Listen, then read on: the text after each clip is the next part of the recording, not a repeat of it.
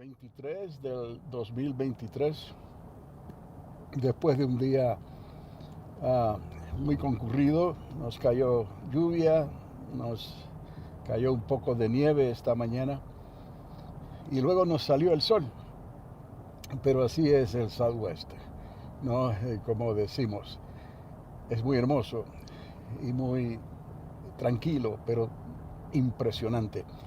Pero nada, el comentario que quiero hacer en esta tarde ya anocheciendo tiene que ver con una profecía. Sí, profecías.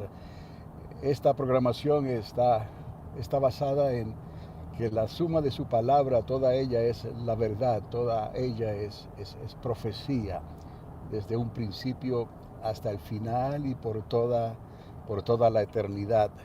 Si lográsemos en alguna manera comprender cómo esto es en realidad. Pero si no, algún día lo entenderemos, ¿no? Por la misma gracia de Dios. El asunto es que David el rey escribió una profecía en el Salmo 110, um, que es muy importante, especialmente para nuestros días.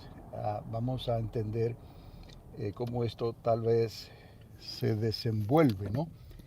El asunto de las profecías es que cualquiera puede decir cualquier cosa, pero solamente no, Dios puede dar profecías. Y cuando hablo de Dios, estoy hablando del Dios de Abraham, de Isaac y de Jacob, como ya me han escuchado mencionar. Cuando Dios da una profecía, las profecías se cumplen. Dios no cambia. Dios es el único que puede llamar las cosas que no son como si fuesen.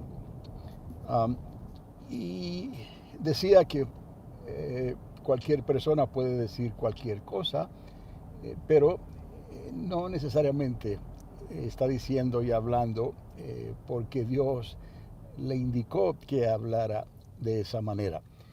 De aquí que solo los profetas que hablaron en el ayer se sabe que eran profetas de Dios porque todas sus profecías se cumplieron al pie de la letra. No era un 90%, no era un 60%, no, ni siquiera un 50%, eran todas las profecías. Por eso es que la palabra de Dios no cae en tierra, ni retorna a su boca sin cumplirse.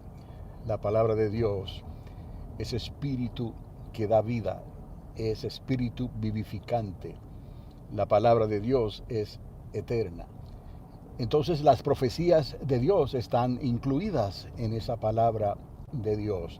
Y David el rey habló algo muy específico sobre Jesús de Nazaret. Y me han escuchado hablar de Jesús de Nazaret como el hijo de María, el hijo de Miriam, el hijo de Dios. Es muy importante porque muchos tal vez o algunos piensan más que otros, debiera decir, que ellos tienen su propia doctrina, su propia religión, su propio Dios. Pero solamente hay un Dios verdadero, solamente hay un Hijo de Dios, solamente hay tres personas en una triunidad inseparable eh, que manifiestan al Dios verdadero. Dios el Padre, Dios el Hijo y Dios el Espíritu Santo. Un solo Dios. Aún así, Israel falló en su veredicto. No, ciertamente Dios le dijo a Israel, oye Israel, Jehová nuestro Dios, uno es. Cuando viene Jesús de Nazaret, no, no pudieron aceptarle, pensando que Jesús de Nazaret se estaba haciendo Dios en sí mismo o era un Dios falso. No, cuando Jesús dice el que me ha visto a mí, ha visto al Padre, entonces ellos no pudieron recibir este misterio, porque es un misterio que fue revelado a aquellos que creyeron la misma palabra por el mismo Espíritu de Dios y y como niños, una fe que no exigía una explicación científica ni un razonamiento humano. Era simplemente, como le dijo Jesús de Nazaret a la hermana de Lázaro: no te he dicho que si creyeres verás la gloria de Dios. De la misma manera, el rey David recibió por el Espíritu Santo palabra de Dios, y palabra de Dios él escribió en sus salmos, en los salmos que él escribió. Él manifestó, dejó saber esas profecías, porque fue más de una, pero estamos hablando solamente de una aquí en particular. No voy a mencionar otras profecías, quizás más adelante lo hagamos. El asunto es que en el Salmo 110, él habla de aquel que pelearían contra él y que él pondría a todos sus enemigos por estrado de sus pies, por tapete, pudiéramos decir, de sus pies. Ese es Jesús de Nazaret, cuando venga a establecer su reino milenial en esta tierra. Un evento, una profecía que falta todavía por cumplirse. Y esto es lo importante, ¿no?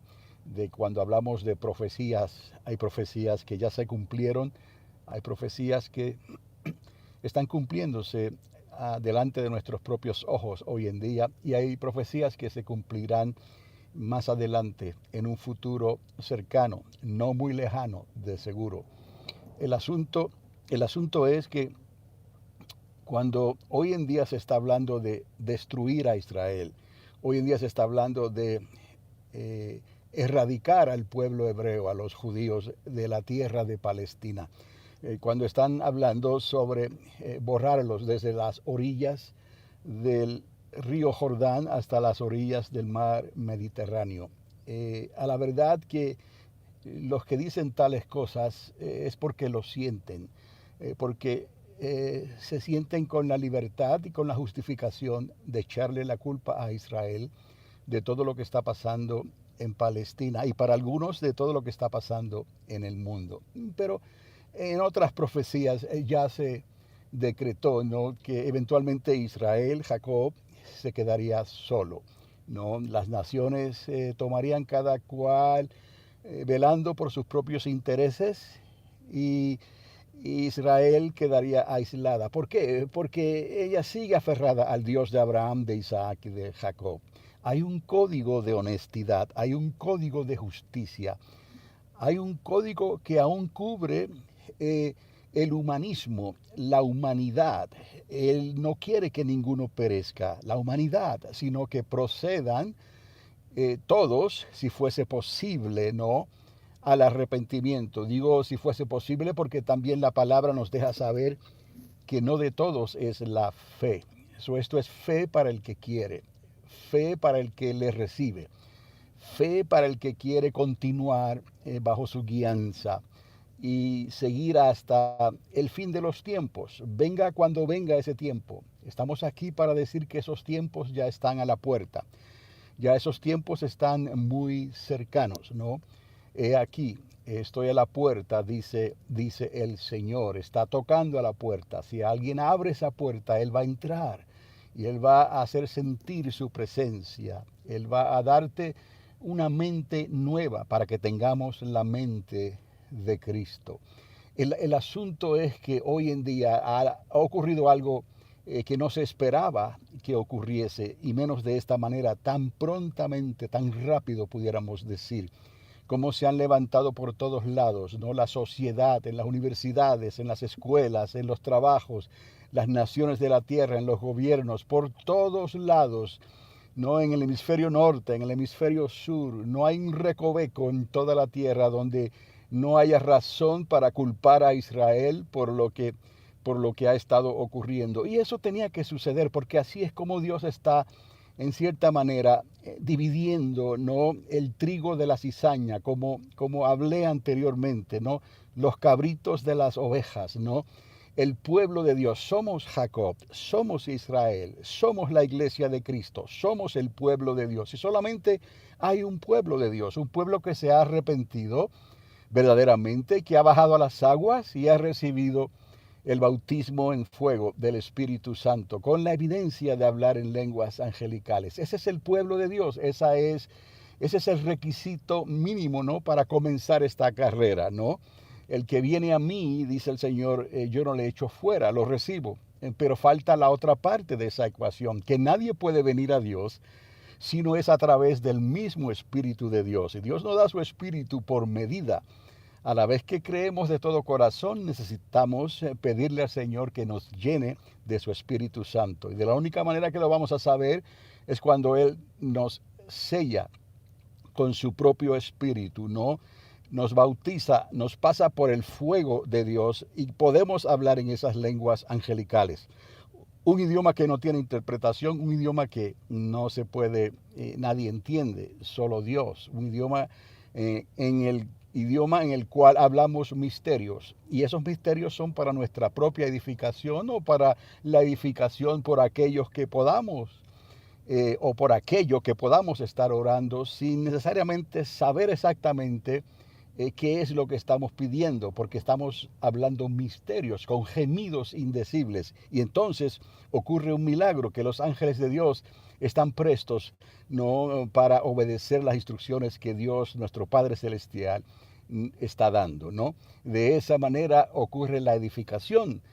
Los que temen a Dios, los que aman a Dios, todas las cosas obran para bien. Pero en fin, antes de concluir en esto, porque no quería extenderme mucho, el asunto es que hoy precisamente cuando se está hablando con esa libertad y esa seguridad en contra de Jacob, en contra de Israel, llamando lo que es bueno a Israel, llamándolo malo, y llamando lo que es abominación, jamás, lo que los palestinos quieren hacer, no quieren llegar a cuentas con Israel, aunque se habla de una solución entre los palestinos y los judíos. La realidad es que ellos no quieren vivir bajo la cobertura, bajo el cuidado de Israel, porque esa tierra le pertenece a Israel. Si los palestinos quieren vivir ahí, necesitan vivir en esa tierra conforme a lo que Israel establezca, ¿no? Primeramente, el único Dios verdadero. Israel no va a cambiar a su Dios. Es el Dios de Abraham, de Isaac y de Jacob. Entonces, de esa manera, pudieran vivir en paz. Pero el asunto es que lo que vio David va mucho más allá, porque ya él vio un rey judío. Y ya él vio a Jesús de Nazaret reinando sobre toda la tierra, ¿no? Y es el pueblo de Jacob quien va a subir al monte de Sión, ¿no? Venir y subamos al monte de Jacob, venir y subamos al monte de Sión, donde está Dios, porque ahí Él va a repartir, a bendecir toda la tierra desde Jerusalén. Entonces, no está muy lejos. El asunto es que ellos tendrían entonces que aceptar al Dios de Jacob. Y si no lo pueden aceptar, entonces no pueden vivir juntos, ni pueden vivir bajo su tutela, pudiéramos decir, ¿no? Israel es un pueblo único por el hecho de que le creyó a Dios, ¿no? Abraham le creyó a Dios. Y de Abraham entonces Dios trajo a Isaac, a Jacob, las 12 tribus, y de esas 12 tribus nos trajo la tribu de Judá, y de la tribu de Judá nos trajo al león de la tribu de Judá, y la profecía se cumple, ¿no?, a lo largo y lo ancho de toda la historia.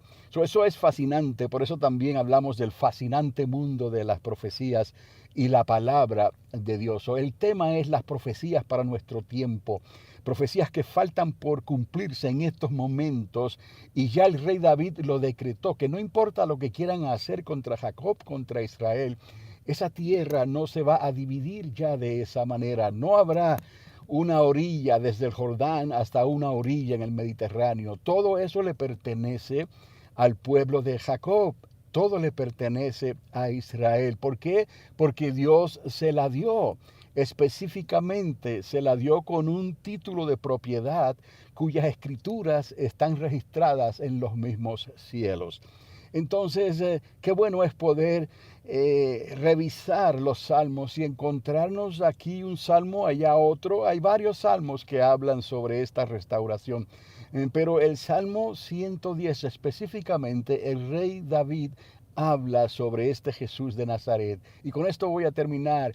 Y es que en el Salmo 110 se hace una mención que Jesús de Nazaret vendría a reinar como sacerdote también, y sacerdote conforme al orden de Melquisedec. Es una historia extraordinaria, ¿no? Porque Melquisedec, que nadie sabe, ¿no? En el libro de a los Hebreos se menciona mucho a Melquisedec, ¿no? Es a quien Abraham le pagó sus diezmos, ¿no? Cuando se encontró con él. Pero se puede hacer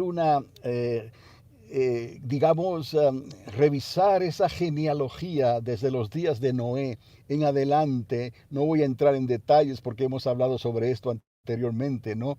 Cómo estas genealogías sí se pueden verificar desde Adán y Eva en realidad, pero digamos desde Noé, ¿no? Sem fue a quien Dios escoge para traer a través de Sem estas bendiciones que ya se les estaban prometiendo a Noé, aunque quizás Noé no podía entenderlo completamente. Fue Abraham el que comenzó a darse cuenta de lo que este llamado significaba, de una tierra no lejana, una tierra donde fluía leche y miel, una tierra que prometía un lugar, una ciudadanía celestial, una nueva Jerusalén. Pero el punto es este, que si seguimos la genealogía de Sem, Sem estaba vivo en los días en que Abraham estaba todavía en la tierra.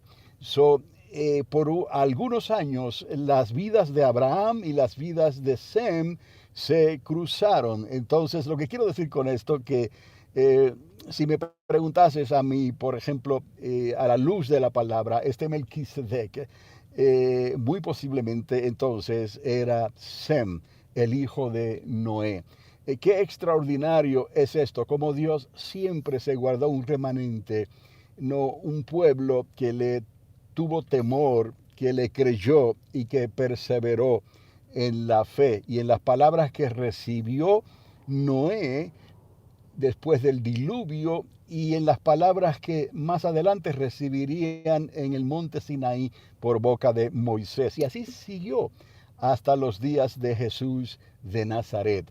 Nada más quería hacer ese comentario porque el asunto de la distribución de la tierra no está basado entre las orillas del Jordán y las orillas del Mediterráneo, porque haya un pueblo palestino que ha decidido no presentar esto a las naciones de la tierra para quitar a Israel de en medio y ponerse ellos en su lugar. No, Dios es el quien escogió.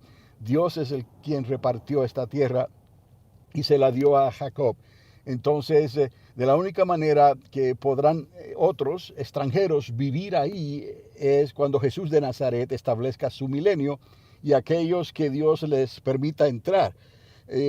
Más adelante se habla de un tiempo terrible, de un tiempo de angustia, de Jacob precisamente, de un tiempo de gran tribulación, pero no todos van a perecer, ¿no? Habrá una tercera parte de la población mundial que escapará a esta destrucción y será el Señor quien decida quiénes van a entrar a ese milenio para repoblar la tierra otra vez durante esos 1000 años.